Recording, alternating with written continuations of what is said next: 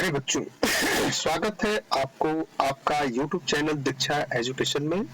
हम लोग class 10th NCERT पहला chapter chemical reaction and equation में बात कर रहे थे और हम लोगों ने अपने पिछले चैप्टर में वियोजन अभिक्रिया को देखे थे।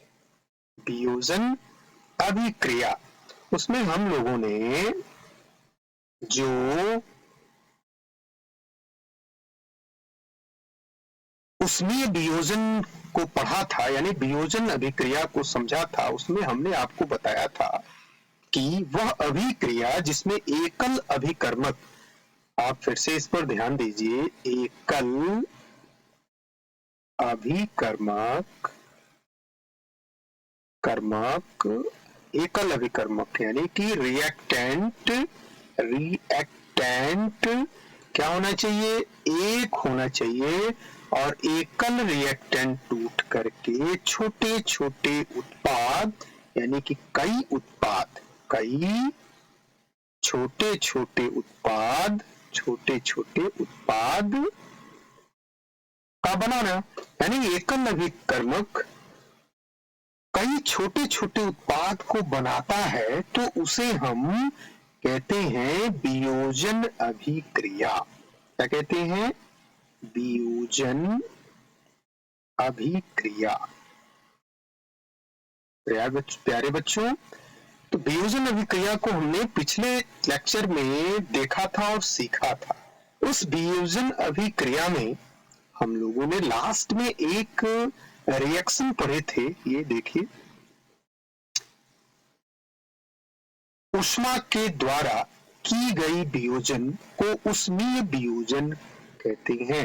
ये हमने पिछले लेक्चर में इसको सीखा था। यानी कि जब भी कोई अभिक्रिया बाहर से ऊष्मा देने पर संपन्न हो रही हो तो, यानी कि ध्यान दीजिए, ऊष्मा के द्वारा, यानी कि यदि ऊष्मा दी जा रही है किसी भी अभिक्रिया में और ऊष्मा देने के बाद यदि कोई प्रोडक्ट हमें प्राप्त हो रहा है तो उसे हम लोग कहेंगे ऊष्मीय वियोजन।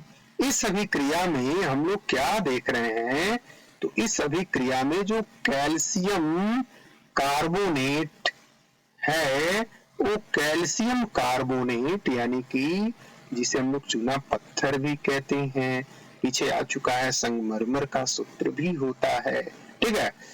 ऊष्मा देने पर यह किसमें बदल जाती है? कैल्शियम ऑक्साइड और कार्बन डाइऑक्साइड बना लेती है। या कैल्शियम ऑक्साइड, जिसे हम लोग कहते हैं बिना बूझा चूना, ठीक है, या चूना। देख लीजिए, ऊष्मा देने पर कैल्शियम कार्बोनेट कैल्शियम ऑक्साइड तथा कार्बन डाइऑक्साइड में वियोजित होती है या होना एक प्रमुख वियोजन अभिक्रिया है। और इसका उपयोग कहां कहां हो रहा है? विभिन्न उद्योगों में होता है, जिसमें कैल्शियम ऑक्साइड को क्या कहते हैं? चूना या बिना बूझा चूना भी कहते हैं, जिसका अनेक उपयोग में से एक उपयोग सीमेंट के निर्माण में होता है। तो प्यारे बच्चों, यहाँ पे हम लोग यह देख रहे हैं, इस अभिक्रिया में एक क्या है? अभिकर्मक है, ठीक है। वह एक अभिकर्मक यानी एकल अभिकर्मक टूट करके छोटे छोटे दो उत्पाद बना रहा है, तो यह वियोजन अभिक्रिया हुआ।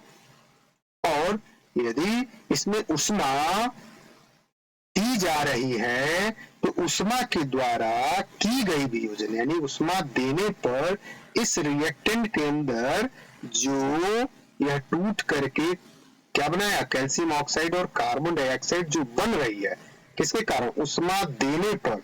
तो इसे हम लोग क्या कहते हैं? ऊष्मीय वियोजन भी कहते हैं।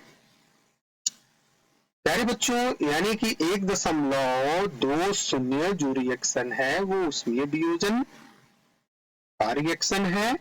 और ऊष्मीय वियोजन अभिक्रिया का एक अन्य उदाहरण भी क्रियाकलाप 1.6 में दिया गया है। चलिए हम लोग देख लेते हैं और समझ लेते हैं। क्रियाकलाप 1.6 एक क्वथन नली, क्वथन नली ये देखिए, एक परख नली ये वाली, ठीक है, इसी को क्वथन नली भी कहते हैं, में 2 ग्राम लेड नाइट्रेट यानी कि लेड नाइट्रेट PbNO3 का ट्वाइस लेड नाइट्रेट का चूर्ण लेना है। यह PbNO3 ये सफेद कलर का एक चूर्ण होता है जो कि इस तरह के एक टेस्ट ट्यूब में क्या कर लिया जाता है, ले लिया जाता है। किसको? PbNO3 के ट्वाइस को ले लिया। अब इसको चिमटी की सहायता से, देखिए यहाँ पर दिखाया हुआ है, चिमटे से, दूसरे पॉइंट में लिखा है चिमटे से क्वथन नली को पकड़कर ज्वाला के ऊपर रखकर इसे गर्म कीजिए, जैसा कि चित्र 1.5 में दिखाया गया है। देखिए ये चिमटे से इसको पकड़ा गया है और ज्वाला यानी कि बर्नर के ऊपर, लौ के ऊपर इसे रखा गया है, ठीक है। अब ऐसा करने पर आपने क्या देखा, यदि कोई परिवर्तन हुआ तो उसे नोट कर लीजिए, बिल्कुल कोई परिवर्तन होगा, कोई ना कोई। अब यहाँ पे समझना है इसके सिद्धांत के अकॉर्डिंग कि जब भी इस टेस्ट ट्यूब में क्या लिया गया है, लेड नाइट्रेट लिया गया, इसका 2 ग्राम करके लिया गया है। अब यह सफेद चूर्ण होता है और इसे लेकर के जब हम इसको उष्मा से क्या करेंगे, टेम्परेचर दे रहे हैं, उष्मा दे रहे हैं, तो उसमें इस उष्मा के कारण कोई ना कोई तो परिवर्तन आएगा, बिल्कुल आना है, ठीक है। तो हम क्या देखते हैं, चलिए यहाँ देख लें। आप देखेंगे कि भूरे रंग का धुआं उत्सर्जित होता है। देखिए प्यारे बच्चों, ये भूरे रंग का धुआं क्या हो रहा है, ऐसा करने पर बर्नर के द्वारा उसे उष्मा देने पर क्या हो रहा है, धुआं निकल रहा है। यह धुआं यानी कि यह जो धुआं निकल रहा है यह NO2 यानी कि नाइट्रोजन डाई ऑक्साइड का धुआं है। यानी इस टेम्परेचर के कारण, इस ताप के कारण, इस बर्नर से निकले ताप के कारण इस लेड नाइट्रेट में कोई ना कोई परिवर्तन हुआ और परिवर्तन हो करके यह लेड नाइट्रेट इस ताप के कारण इस को कई उत्पादों में तोड़ा, जिसमें से एक उत्पाद के रूप में लेड ऑक्साइड, दूसरा नाइट्रोजन डाइऑक्साइड और तीसरा ऑक्सीजन बना। यानी एक रिएक्टेंट है, 3 उत्पाद है, वियोजन की अभिक्रिया तो हो रही है उष्मा देने पर, ठीक है, उसमें वियोजन ये है। तो यहाँ पे जो धुआं निकल रहा है भूरे रंग का, यह धुआं नाइट्रोजन डाइऑक्साइड के कारण आ रहा है, जिसकी पहचान हम लोग किसके रूप में करते हैं, नाइट्रोजन डाइऑक्साइड के रूप में, और साथ में ऑक्सीजन गैस भी बाहर आ रही है। तो प्यारे बच्चों, हम लोग यहाँ सीधा देख सकते हैं वियोजन की अभिक्रिया को कि लेड नाइट्रेट जो कि इस पर हम लोग क्या कर रहे हैं, उष्मा दे रहे हैं, यानी कि बर्नर से इसको जब उष्मा दिया जाता है तो यह लेड नाइट्रेट जो कि श्वेत रंग का एक चूर्ण होता है, जब ये गर्म होता है, गर्म होने पर इसमें से धुआं यानी कि भूरे रंग का धुआं उत्सर्जित होता है।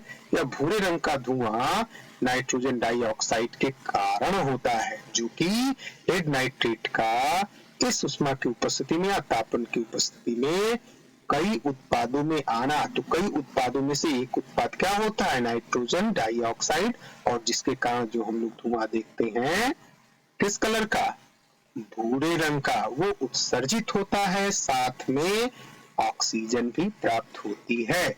तो कुल मिलाकर हम लोग इसे यह कह सकते हैं कि एक यहाँ पे क्या है, तो एक यहाँ पे रिएक्टेंट है, वो एकल है।